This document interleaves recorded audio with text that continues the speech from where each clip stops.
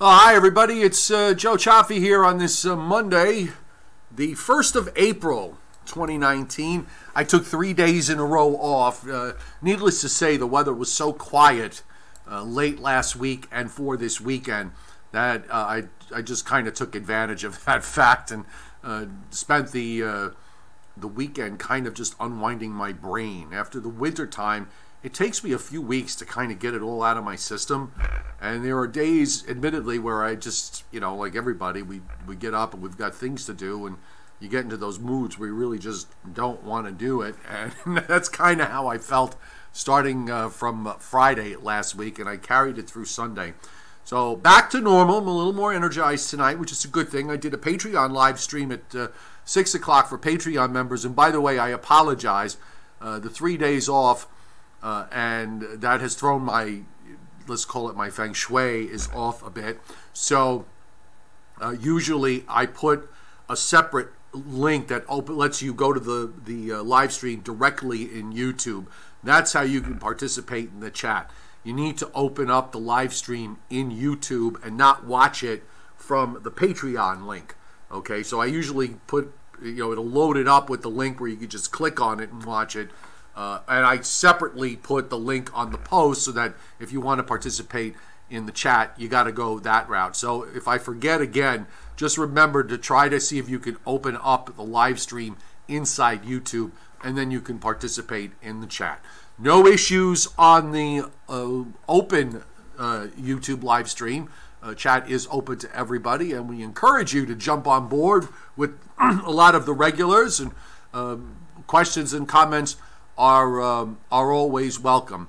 So we have a coastal storm that is going to be developing and moving up the East Coast, just offshore. We have a setup where we have a northern stream and a southern stream in the jet, and we'll show you that, of course. And the two are not really going to phase enough to tuck this in and make this an up and down nor'easter. Instead, there will be selective areas that will have impact, like the coastal Carolinas, for example, which I think could do pretty well here with rainfall during the day tomorrow into tomorrow night. And also southeastern New England, southeastern Massachusetts down to Cape Cod and the islands, maybe back to coastal Rhode Island and Block Island. Might even see the heavy rain touching easternmost Long Island if this low is tucked in a bit more than as the NAM model earlier today has been showing it. That's been kind of going every other run with it. But in terms of seeing something that winds up tracking way to the west, that really does seem highly unlikely given the state of the upper atmosphere. It just doesn't look like a situation where you're going to wind up tucking this in closer to the coast. And the big problem is the lack of storm activity out in the Atlantic. If there were some storms out there, then you could certainly make a case for a low that would try to climb further north, closer to the coast, and head up towards southern New England. But with an absolute absence of weather systems out to the east, this thing is going to really want to go more east than anything else. And a lot of the models today, both the short-term models, and the global models, all kind of have that similar idea. It's just a matter of a handful of miles in one direction or the other. It's going to be very, very tight on that western edge. So let's get started tonight. It's a pretty quiet pattern overall from the standpoint of things going on across the United States. There really isn't. We are used to seeing the watches and warnings map from the Weather Service lit up like a Christmas tree, and it really isn't. Now, all the purples and that reddish brown area you see out in the ocean, that's for hurricane force wind warnings that are up for way offshore. You're going out 100 miles or more, and you've got gale and storm warnings up also, up and down. But again, that's outside the 20-mile limit. So it shows you that the real impact from this storm, especially with regards to wind, is going to be out in the coastal waters and not really having a whole lot of impact to land areas. And as far as the continental United States is concerned, we have flood warnings related to snow melt up in the northern plains and the northern Rockies. We've got some pockets of freeze watches, I believe, or freeze warnings that may go up for parts of Kentucky and West Virginia, and also parts of southwestern Arkansas. And this, of course, in relation to the fact that these areas have seen the growing season getting underway. So you start to see these watches that go up.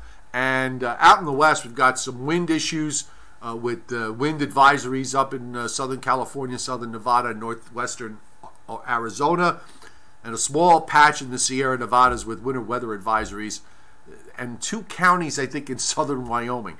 And that's about it. Now, there is active weather going on in the west. We're getting rain coming in on the radar, and we'll bring up the radar shot here for you, and you can see for yourself just how active it is. As soon as I find it, there it is. It's up here. Got all these windows hidden away. So here we go. So you do actually have a fair amount of rain coming into California, central and northern California, and on up into Oregon. And there was rain over central and north Florida today. Much of that is over with, except for that band up in northeastern Florida and off the southeast coast. And now you've also got some showers moving across Louisiana and into Mississippi, some precip up in the northern lakes. And we've got some precip also back up in parts of Nebraska and South Dakota. But we don't have any really big organized storm systems here that we're dealing with. We're setting up the frontal boundary down in the Gulf of Mexico. And we've got a stationary front that runs right across Florida to the north. Conditions here actually for many areas, it didn't get out of the 50s until about an hour or so ago. In parts of central and northern Florida, while we've got 80s down on the other side of the stationary boundary. Northeast winds to the north, southeast winds to the south, and there's lower pressures across into the western Gulf, northeast winds all across the Gulf of Mexico. Fairly raw conditions actually extend down into the Florida Panhandle. And then you start to get into some lower dew points and some very dry air that's over parts of southern Louisiana. And along the Texas coast, by the way, conditions running temperatures in the 50s with some rain, dew points in the 40s. So that's kind of chilly and a bit on the raw side along the Texas coast. So this frontal boundary is still pushed pretty far to the south. You're going to wind up with low pressure that's going to head for the southeast coast. In the meantime, we've got higher pressure over West Virginia. The air in the east is chilly. For this time of year, you're talking 10 degrees or more below average. That's pretty cold. We didn't get out of the mid-40s today in a lot of areas from eastern Pennsylvania to southern New England. Mid-40s to near 50 was about the high in most places.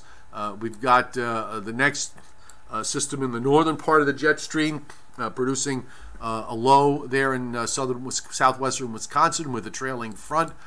Weak high pressure to the north. Air behind it is not really all that cold. It's cold enough, but not crazy cold, upper 30s and low 40s. And in the west, it's pretty reasonable, 60s with dew points in the 20s, even lower than that in parts of Arizona. I'm seeing a few single-digit dew points there.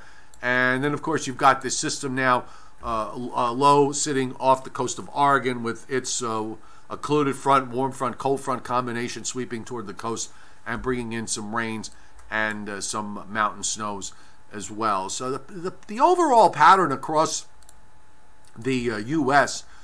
For the last couple of weeks has really been fairly quiet. So the development of this coastal low is interesting enough. It's probably the most exciting thing, quote unquote, that's happened weather-wise in a while.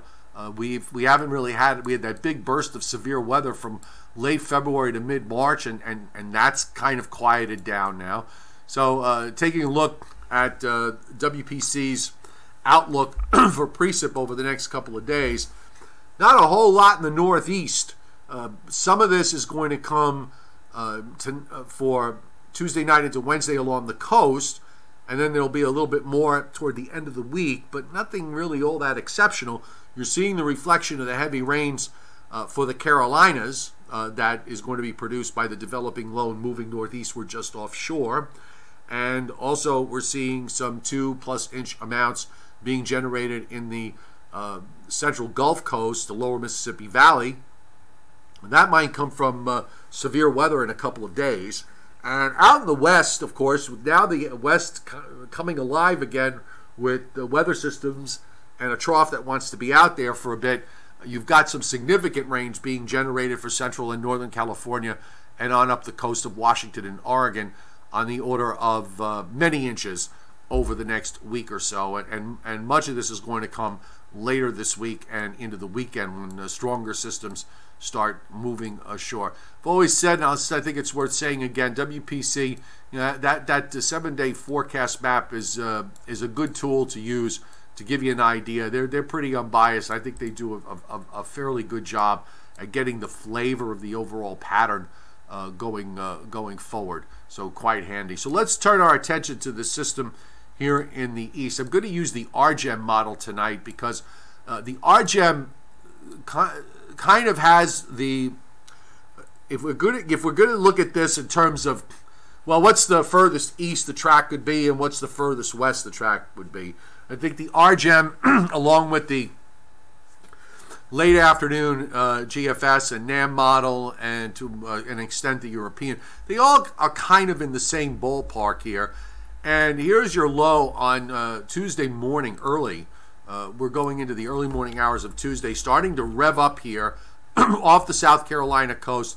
Nice tight little low with a fairly decent area of heavy rain and thunderstorms moving along the Carolina coast. So you can see how WPC comes up with their big 2-inch plus amounts.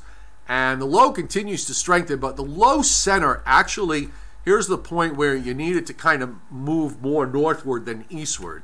And it does tend to have more of an easterly component of motion as it heads out over the coastal waters. There's a tight back edge to the rain, which would be for Tuesday night into Wednesday morning. It gets to about New York City after dark tomorrow. And that's the western edge. The heavier rain, you probably have to go to eastern Long Island and points eastward. Really wrapped up low out in the ocean. The nor'easter conditions from this, I think, are going to be confined. There's a short period here in the Carolinas during the day Tuesday where you're getting northeast winds along the coast. You're going to have the northeast winds for later Tuesday night into Wednesday morning. I think the area in southeastern Massachusetts, Cape Cod, the islands, I think that area could wind up getting hit fairly hard out of this as the low goes by. But with regards to my area, eastern Pennsylvania, southern New England to Long Island and the Hudson Valley, I mean, we're talking maybe skimming coastal New Jersey, Long Island, southern the state of Connecticut, and then you get into the heavier amounts as you go eastern Rhode Island on eastward. And of course, there's no blocking in the atmosphere, so this thing just kind of moves right along and gets out of the way so that weather conditions would improve on Wednesday. I want to go back to the NAM from earlier today because I think this gives you the idea of perhaps the slightly more tucked in track with the low literally straddling the coastline, and it brings the precip shield back a bit further to the west. This was from the day run today, where it generated some fairly decent amounts of rain. And again, also here, very, very tight. So you're talking about that half inch is the dark blue, touching the New Jersey coast, cutting across Long Island in half, and into a portion of south central and southeastern Connecticut. And then you've got some 1-inch plus amounts as you go further to the east, and also over Cape Cod, 1-inch plus amounts. You know what? It really isn't that far off from what they did on the day side. A slight adjustment out to the right, and I think you could still wind up with a little bit more of an adjustment to the right. Worst case scenario would be that with that 1 inch, the back edge of an inch might be perhaps as far west as the Queens-Nassau line on Long Island, and you get about a half an inch of precip marching back out to about New York City and up and down the New Jersey coast to about the Garden State Parkway, and then the amounts sharply cut off as you go further to the west from there. I think that would probably be worst case scenario. The GFS late this afternoon shows a bit of a slant to the east here. It really kind of cut back on the precip somewhat. Barely has a half inch to the east end, and barely a quarter of an inch to central Long Island, and not even a tenth of an inch back to about New York City. Gets southeastern Mass and Cape Cod wind up with some 2-inch plus amounts, and that would be about it. So, I just, it looks pretty on the map, but a nor'easter, the word nor'easter to me, you don't use it unless you're dealing with a storm that's actually having widespread impact, and this is not going to. And the reason why is what we talked about late last week with regards to this system is the fact that when you look at the upper air, I described this on the Patreon live stream, you have two short waves, okay? So there's your southern short wave on the GFS. This is for 2 a.m. on Tuesday, so a handful of hours from now. You have this short wave that is moving through the Tennessee Valley and the Gulf states, extending there with what looks like a very small upper low in northwestern Tennessee, and the axis of that short wave runs down to southeastern Louisiana and offshore. So that short wave is going to start to lift northward. There's a northern stream energy that's coming into play.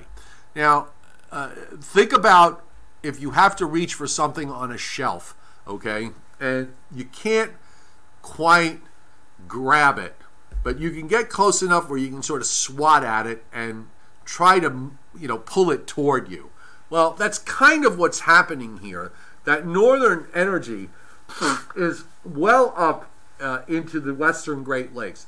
It's trying to come down and phase and lift up the southern stream shortwave, but it can't really do that. So instead of grabbing it, because it's not dug down far enough south, it's just kind of just reaching out and maybe just swatting at it a little bit to get it, to try to pull it in closer.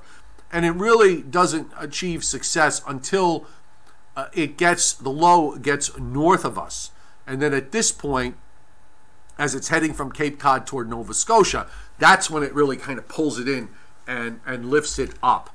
So this is the reason why you're not getting this system to move straight up the coast, because that northern shortwave is just not getting involved enough in phasing this and pulling it closer to the coast. And as a result, there's your surface low moving out northeast, and then once it gets near Nova Scotia, then it starts to turn more north-northeast, and it heads away. And of course, you have no blocking here, so there's nothing that is keeping this from just moving right along.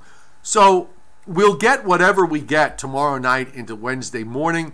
I don't think the winds are going to be a big issue at all. It might get a little breezy overnight, Tuesday night into Wednesday morning, but as far as the strong gales, that's going to be way offshore. And then it pulls out. It'll be breezy behind it. Weather conditions improve, and we start to head our way toward the next weather system. Now, here's where we could wind up starting to see some severe weather action Wednesday night into Thursday in the southern plains, and then later Thursday night in the central Gulf states as low pressure tries to come out. It's very weak, though, and there's some warm advection precip that is running out ahead up into the Ohio Valley and into that high that you see up in upstate New York. So you get a little precip here on Friday on the northern fringe of this, and I think the GFS might be a little bit too cold overall, but it wouldn't shock me if there's a little bit of snow here in the interior areas, well up into upstate New York and into central and northern New England. I don't think it's going to be of much consequence if it does happen. The important thing is that there's no real cold air behind this, so we will transition over into what should be a warmer weekend. The only issue I have with this is that, as always with the spring, you're going to have to deal with wind direction and cloud cover, and those are going to be really important factors as far as the areas from eastern PA to southern New England. It doesn't look like we're going to get into an especially strong onshore flow, but I've been, I've been fooled before in the springtime. You think you're going to wind up what looks like some decent weather, and it plays out a bit differently. Also, the late afternoon GFS is rushing out some energy a bit faster, where you have this low heading up towards Chicago by Sunday afternoon, and there's a warm front that is setting up from southern Michigan down to the Virginia coast. Now, if this is the case, this might mean that Saturday will be okay, but weather conditions will start deteriorating on Sunday as a weather system approaches. I was kind of thinking that we could stay dry through Sunday and into Monday of next week. So if that were the case, we could see temperatures pull up into the 60s and maybe even get into the 70s come Monday. But this lead running system here on the GFS on the last couple of runs leaves me to pause a bit. And the European has it coming out a lot slower, which is where I was at with all of this. Here's the European's view. If the European is correct, I mean, we will have a bit of an onshore flow with a high to the north on Saturday into Sunday, and gradually that high pushes south of Long Island and Cape Cod, so that eventually the winds want to go southwest. But it does try to bring a weather system here by Monday. So that might put a bit of a kibosh on getting temperatures up into the 70s and waiting until Tuesday of next week to bring a front through. The models seem to be a bit faster. I'm sorry, let me just take that back. The European actually feeds into my argument that Monday would be the warm day. The GFS does not. Monday, you've got the high to the south and the low back to the west, and then it's not until Tuesday that you start to get into the showers. That's what made more sense to me with respect to what the GFS was doing earlier, but now it's kind of thrown a bit of a wrinkle in this, so we're just going to have to concentrate on the developments over the next few days as far as the longer term is concerned. A couple of other developments in the long range that I think we should keep an eye on. Being that it's the spring, you wind up getting cutoff lows. Those are always very popular in the spring, where you get these upper lows that separate from the main low from west to east. The atmosphere is warming. There's a tendency for more of a blocky signature to develop. It doesn't mean anything other than that. It would be situations where if you're on the wrong side of the block and you're close to one of these upper lows, you wind up getting days of a marine flow and cloudy skies and rain. But if you're somewhere in between these cutoff lows, you wind up perhaps with some nice weather for several days or more. It's always very dicey when that happens. So if you notice here, going past days 9 and 10, and the teleconnections kind of confirm this, the NAO actually going negative in the longer range. But in the spring, it's you get deeper into the spring, it's not like this were January or February. When you get the blocky signature deeper into the spring, it can put you in peril to gloomy days for long periods of time. Now, in this particular instance, on this run, you'll notice that we've got an upper low wrapped up south of Newfoundland, a strong wrapped up upper low in the northern plains, and a ridge that develops in between that kind of sits there for a while. This is now as we head toward mid-month, and we're of course only speaking in theory, but this is where if you wind up with a blocky signature, we may not be in a half bad position in an instance like this. You'll have nasty weather going on in the plains with rounds of severe weather going on there. You'll have this ocean low just to the east, and maybe far enough east that it won't have any serious impact on our weather, and we'll be stuck with a nice ridge of high pressure and warmish conditions, let's call it, in between. Never easy to figure these things out, of course, always the big, one of the many puzzles that we have to solve. But obviously, I don't think I need to say that from the standpoint of snows for the most part, except for the areas inland. We can put it, we actually put it to rest weeks ago, but outside of either elevation-driven stuff or a situation like Friday late this week when you get this low coming up. And there might be a little bit of snow from this up in Maine, the system for Tuesday night into Wednesday. I don't think it looks like it'll be a big snow producer because there really is an absence of really cold air that you want to see in order to make this a sizable snow producer. It just doesn't seem to be there at with this lead system.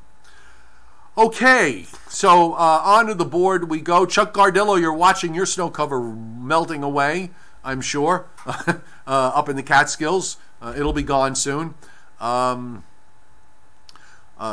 Bologna, looking like late February 18 all over again, another 40-day block. Except that it's coming way too late for even if it's a long-term blocking pattern. I think it would come in inside the context of a typical springtime blocking pattern and nothing unusual. I wouldn't call it a hideously. By the way, so I wouldn't call it a hideous negative NAO and a major Greenland block west-based. April is ruined, early May too, garbage pattern. Well, that part I might agree with. It depends, though. You can have the NAO negative, even if it's west-based. There are other players involved. If you get the, if you're in between, if the upper low is out to the east far enough, and you got a nice ridge in between, you might not be in a half bad place. But the thing is, it's all going to depend on where the high is, the onshore flow, and all the rest of it. So why don't we get there first and figure out before we start writing off the entire month of April and the first part of May. But again, even if it does happen, it would be in the context of a typical spring scenario, and you would make lots of cutoff lows out of a situation like that. Okay, folks, sorry about that. The room here gets very dusty, and it's hard for me. After a while, it starts bothering me in terms of my voice and my nose. So I'm just trying to stay ahead of it. James, NASCAR fan, nice to see you on board. 43 right now in North Belmore, and that chilly wind. That wind today was out of control. I mean, it wasn't really all that strong, but it was strong enough. It was 20 to 30 with higher gusts, and it was very annoying. Alfred Phillips, I bet you're warmer up where you are in Wainwright, Alaska, relatively speaking, right now than we were down here. We were about 10 degrees below average, and I'm not liking it. David Schwartz, I saw one weather person call it a near-miss nor'easter. Nor'easter used to be a word that was seldom used. Now we can put that one on the list of so incredibly overused. And I thought it was kind of ironic, today being April Fool's Day. I don't know if you saw them. I saw them. Posts from people thinking it would be, here's an original April Fool's weather joke. This hasn't been done before on social media. I'll put up a snowstorm forecast map for today and then say, ha ha, April Fools. Okay, well, my response to that was, why is today different than any other day, since most of you wind up spending a vast majority of the winter putting up snowfall maps that don't come to be? I thought that was a pretty reasonable question to ask. So far, I haven't gotten any responses. I actually put that up on Twitter today, so I will give you the exact quote.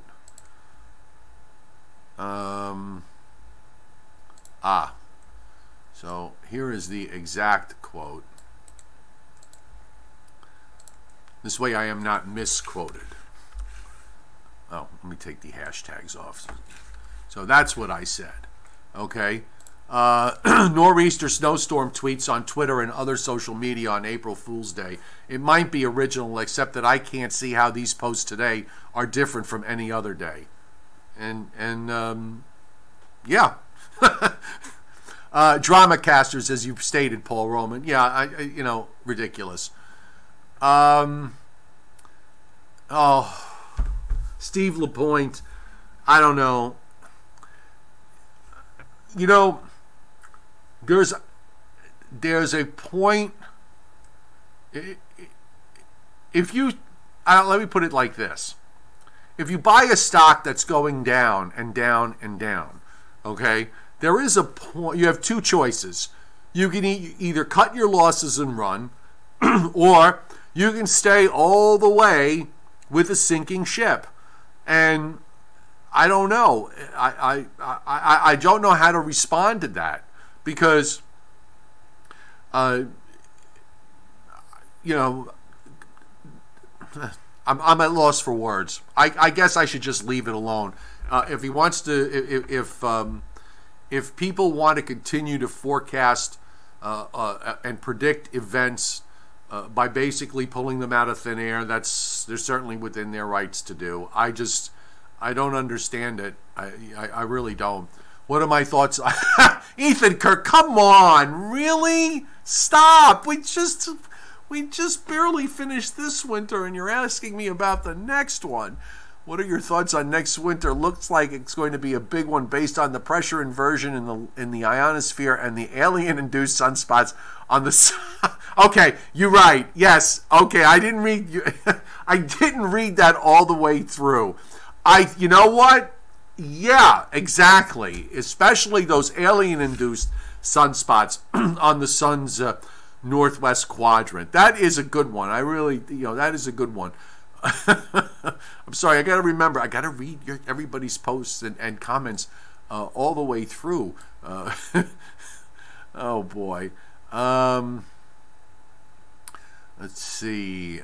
Getting ready for our wet nor'easter, Rick 8013. Well, for you, yes.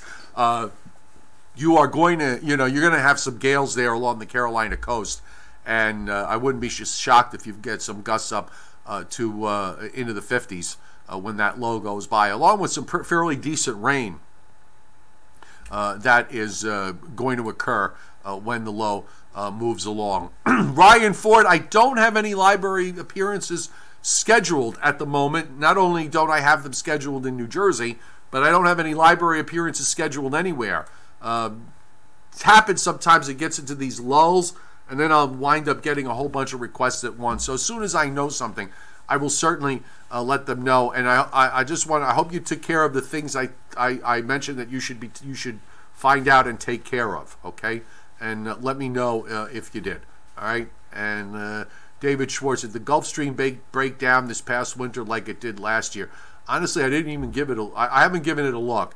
I'm kind of running low on time right now, so I'll give it a look during the day tomorrow, and if I remember, if not, remind me, I'll bring it up tomorrow night. I don't know what Lyft closed at today, Seth Dominus 777. I know it was under its IPO price of 72 for a while. I don't know if it wound up closing above that or not. Anthony Orr is on tonight, which is good. Steve Briller's not. I'm sorry, Scott Briller. I'm having a 60-year-old moment here. Scott Briller, where are you? You're always here. You were on the earlier one, but you didn't make the late one. Oh, well. Chris Alley did. William Huber did. Robert Brown. Jason Schaefer. Iron Mine 10. Amy Hogan did the double. Mirtha Gunter made it tonight. Johnny Quest. Okay, so now you know, guys, again, if you're on Patreon, that was my fault because I always put the link separately, so that if you want to jump on the chat, you got to open up the live stream in YouTube. If you watch it directly from Patreon, you're not going to be able to participate in the chat. You want to open it up in YouTube. T-Bear, nice to see you on board tonight. And I think I got most everybody. If I did, oh, Lewis Heck Jr., nice to see you tonight. If you're still on, just rolling back. By the way, the chat board opens up once you get notification of the live stream. The chat board opens up, and I also usually leave it open after the live stream is done. So if you've got some last-minute questions, you can always shoot them all. Try to shoot them to me even if I'm done broadcasting, which I'm going to be now because I gotta wrap it up. All right. We'll see what brings us to with tomorrow night's coastal low as it moves fairly quickly to the northeast. So we'll stay on top of that. We're going to do a Joe and Joe weather show tonight at 9:25 on my Facebook page, meteorologist Joe Chaffee. So be sure to join us there. If not, I will upload it and you can watch it on my app. If you have not downloaded said app, you can do so. It is absolutely free. I will put the link up here on the chat board. And it works for all mobile devices. Again, that doesn't cost you anything. If you would like to expand your weather experience, you can subscribe to my Patreon platform, where you not only get a lot of extra weather, but you also get live streams just for Patreon members. And you can message me at any time, by the way. And if you're a professional, it might come in handy because there's a lot of extra weather stuff there that I think you might find useful going forward. Thank you, Javon Perry, for hitting Super Chat tonight. I really, really appreciate it. Are we due for a big winter at some point? Well, look, Javon, you know, we've had, I've said this many times, we have been very spoiled with winters in the last 18 or 19 years, where the vast majority of them have been above average in terms of snowfall for the coastal I-95. And then you get the odd year where you wound up with the snowfall below average. So if we revert back to the way things used to be, well, winters like this were more commonplace, and then those big hitting widespread years would happen maybe once every 5 or 6 or 7 years. That's how it was through the 70s, 80s, and 90s. And also, if you go back longer, you'll find stretches like that. So it kind of ebbs and flows. There was a decadal shift that occurred, I guess, that put us in this long stretch of above average snowfall. Whether this year means that it came to an end or not, I don't know. These decadal shifts can last for a while. They can go for 20 or 30 years, or may have run its course. The thing is, we won't really know whether it's run its course until we get maybe three or four in a row. So until we see 3 or 4 below average winters in a row, and I'm talking area wide, not just in isolated areas, then we may have to perhaps at least bring up the possibility that the decadal shift of snowier winters may have run its course, and that we're going to go back somewhere to the way things used to be. Hard to know whether that's the case, and we're not going to know that in hindsight. So you know what? We're a good 7 months away from the next winter season, and we got a hurricane season to squeeze in between. So there's a lot of weather to go on between now and then. Mirtha, get to your outside work. The growing season has begun for you, as it is beginning now for just about everyone else. I got the daffodils are all getting ready to bloom. I didn't really have that. It wasn't really all that warm out my way this weekend, but the plants are certainly responding to the lengthening daylight, and I can't wait to see them out in my garden in full bloom. All right, folks, have a great night. Hopefully we'll see you on Facebook at 9:25. Thanks for being here, and we'll see you tomorrow.